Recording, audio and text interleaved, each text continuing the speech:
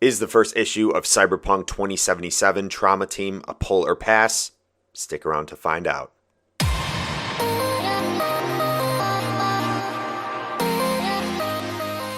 What is going on, you guys? This is Mark from the Chumcast. Welcome to Pull or Pass, where today I'll be giving a non-spoiler review of Cyberpunk 2077 Trauma Team, the first issue in this new miniseries by Dark Horse Comics. At the end of the review, I'll either be rating it a pull, which means head over to your LCS, grab it off the shelf, put it in your pull box, you're going to want this in your collection. Or a pass.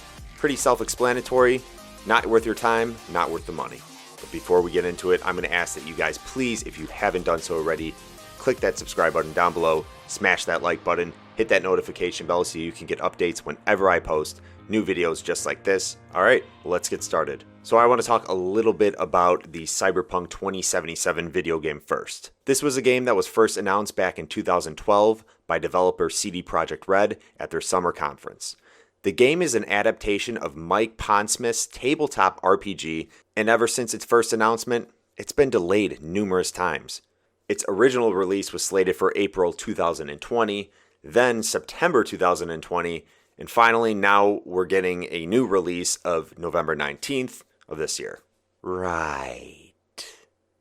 And while we're waiting for that, we get another adaptation, a 4-issue mini-series by Dark Horse Comics, Cyberpunk 2077 Trauma Team. To be honest, I was surprised at how much I enjoyed this.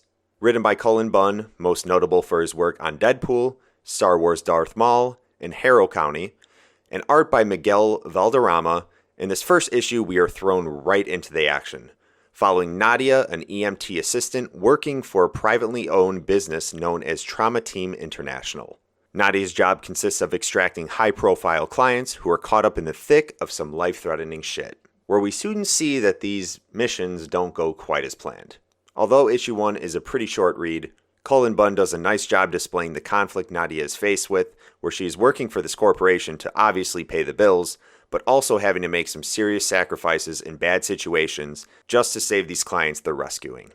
One aspect to this book that really stood out to me was the art by Miguel Valderrama and the colors by Jason Wardy. Whether you already have some idea of what Cyberpunk 2077 is about, or are jumping into this right now, these guys visually kill it. Wardy's colors pop right off the page, and we get a detailed look at the city streets, soldier uniforms, ships, and the intense violence and emotion captured on the faces of the characters, depicting this world as something real and believable. So, is it a pull or pass? I'm going to give this a pull. You can't really go wrong with this book right here.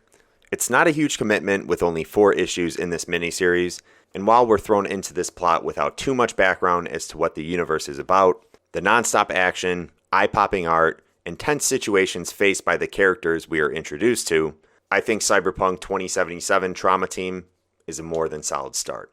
And only downside to this book, we don't get Keanu Reeves.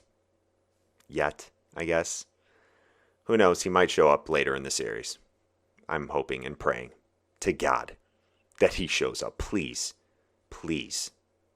That would be the most breathtaking thing I have ever experienced if you put him in this book. You're breathtaking! Alright guys, well that is all I have for you. I hope you enjoyed this non-spoiler review of Cyberpunk 2077 Trauma Team issue number 1. Leave a comment below if you picked up this issue and tell me what you thought. And if you haven't read it yet, are you going to read it now? Comment below. I want to hear from you guys. Also, before you go, if you're not subscribed to this channel, please go ahead and click that subscribe button down below and be that amazing person I always knew you were. But until next time, jumps out.